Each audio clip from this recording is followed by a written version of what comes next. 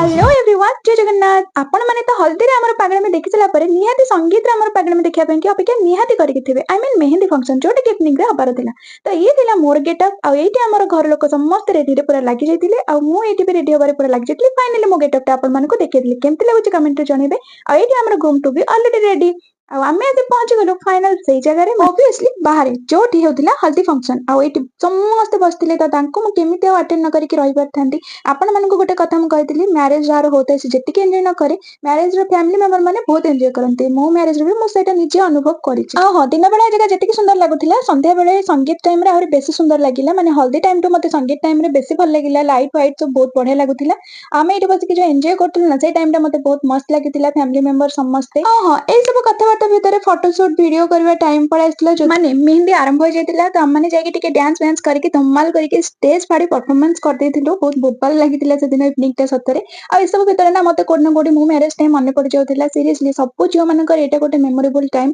जोटा कि life long तांको सहित गोटे मेमोरी हेके रहइबो गोटे स्वीट मेमोरी हेके रहइबो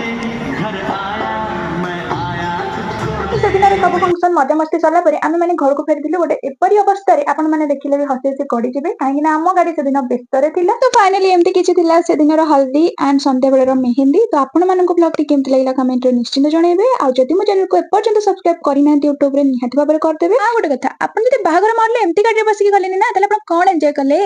कोन ठीक ना बाय।